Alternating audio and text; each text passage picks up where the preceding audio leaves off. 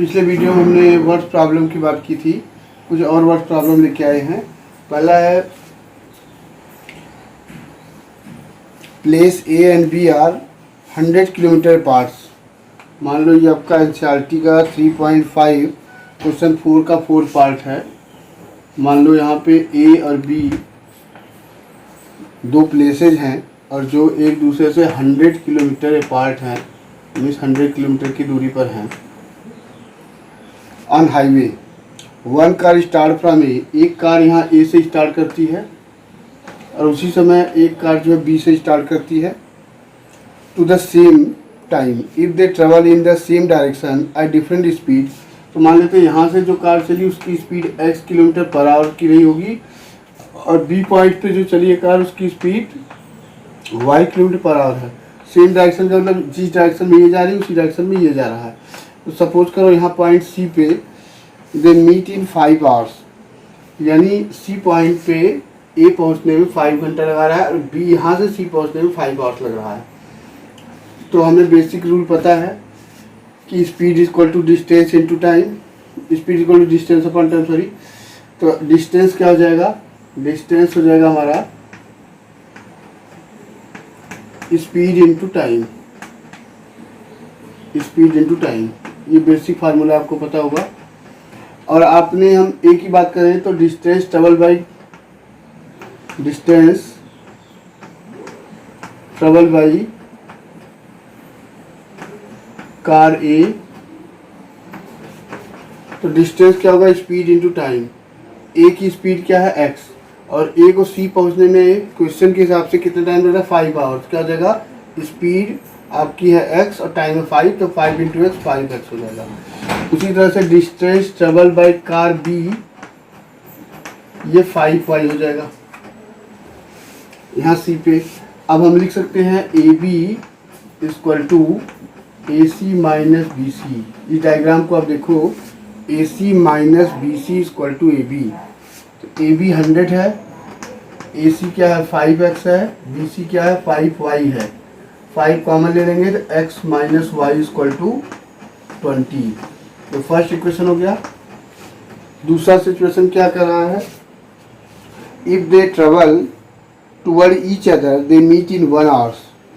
और मान लो ये हाईवे हमारा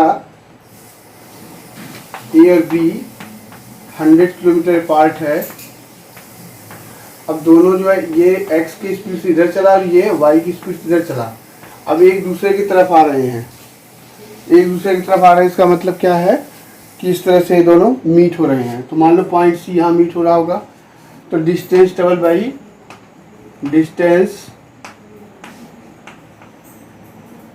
कवर बाई कार ए, 1 घंटा लग रहा है तो ए सी हो जाएगा डिस्टेंस, ये हो जाएगा 1x और distance cover by car B 1y। 1 इसलिए लिया है कि 1 टाइम है और ये स्पीड है। तो हम यहाँ पे लिख सकते हैं A B equal to A C plus B C. अब आप देखो distance A C plus B C मिलकर ए बी हो गया। ए बी है 100 और ये हो जाएगा x और ये हो जाएगा y। तो यहाँ से x plus Y equal to 100। Second situation आ गई।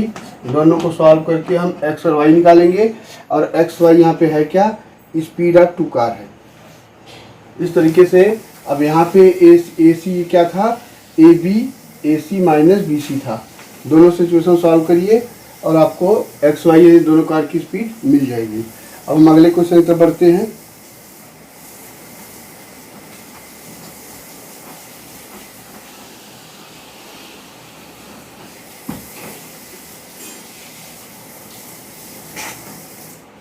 अगला एक क्वेश्चन हम लेते हैं अप स्ट्रीम डाउन स्ट्रीम।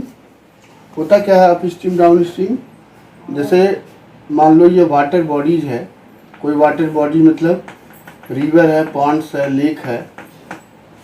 तो एक तो जिधर वाटर फ्लो हो रहा है ये और उधर ही हमने बोट को ले जा रहे हैं, दोनों का डायरेक्शन सेम हो गया तो उसको हम बोलते हैं डाउन स्ट्रीम। डाउन स्ट्रीम में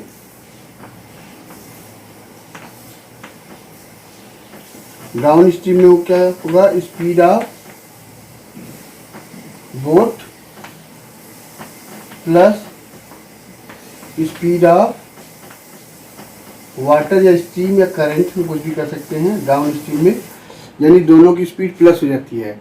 कहने का मतलब ये हुआ कि डाउन स्ट्रीम का मतलब जिधर करंट यानी पानी का बहाव है, पानी का फ्लो है इन स्टिल वाटर, उधर ही बोट लेके जा रहे हैं, तो पानी की अपनी चाल होगी, बोट की अपनी चाल होगी, दोनों प्लस हो जाएंगे।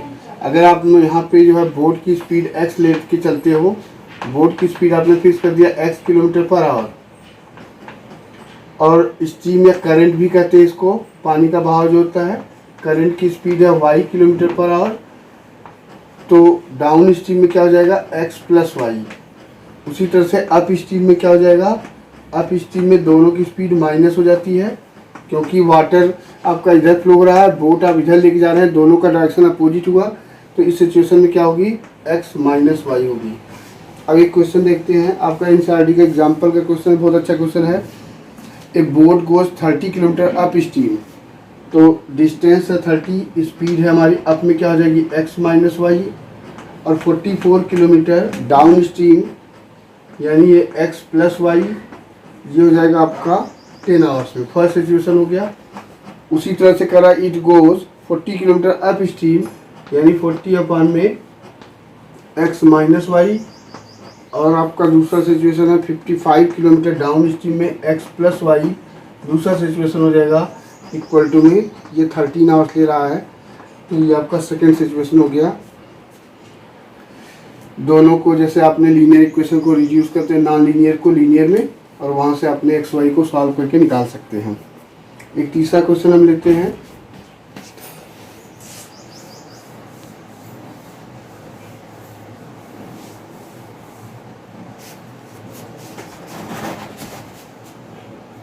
Ruhi travels 300 kilometer to her home partially by train and partially by bus। मान लो ये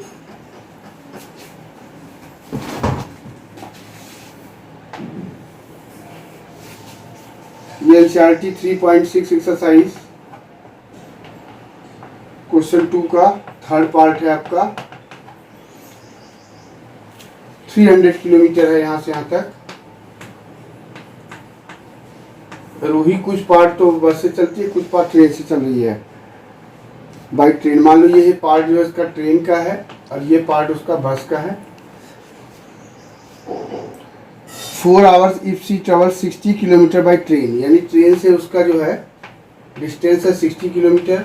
बचा कितना, 300 में से 60 निकाल देंगे, 240 किलोमीटर बस से चला और उसको 4 घंटे लग रहे हैं।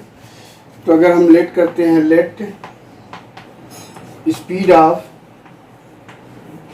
Train be x kilometre per hour and bus y kilometre per hour, तो टाइम हम देखेंगे कि एक्चुअल में टाइम टेकन बाई ट्रेन से उसको क्या टाइम लगा। टाइम कैसे निकालते हैं, डिस्टेंस अपान में स्पीड, डिस्टेंस है उसकी 60, स्पीड है x। उसी तरह से बस का निकालेंगे हम, तो डिस्टेंस क्या बचा आपका 240 और टाइम क्या लगा y, तो टोटल टाइम हो जाएगा 60 अपान में x प्लस 240 अपान में y इक्वल टू 4 आवर्स, यानी इक्वल टू में 4। ये फर्स्ट सिचुएशन हो गई। सेकेंड सिचुएशन में कह रहा है यहीं पे कि travel 100 kilometre train and the remaining by bus, तो ये हो जाएगा आपका 100 अपान में x और बचा कितना 300 में से 200 अपान में y। सी टेक्स 10 मिनट लॉन्गर, पहले 4 आवर्स लग ही रहा था, 4 आवर प्लस 10 मिनट यानी 10/60, तो इसको हम सिंप्लीफाई कर लेंगे, आ जाएगा 25 अपान में 6 आवर्स। ये सेकेंड सिचुएशन बन जाएगी। अब इन दोनों को सॉल्व करके आपने एक्स वाई की वैल्यू निकाल सकते हो। तो ये आपके रहे वर्ड प्रॉब्लम। आगे हम और भी क्वेश्चन लेके आएंगे इसी पे, और चैनल को लाइक सब्सक्राइब करना न भूलें।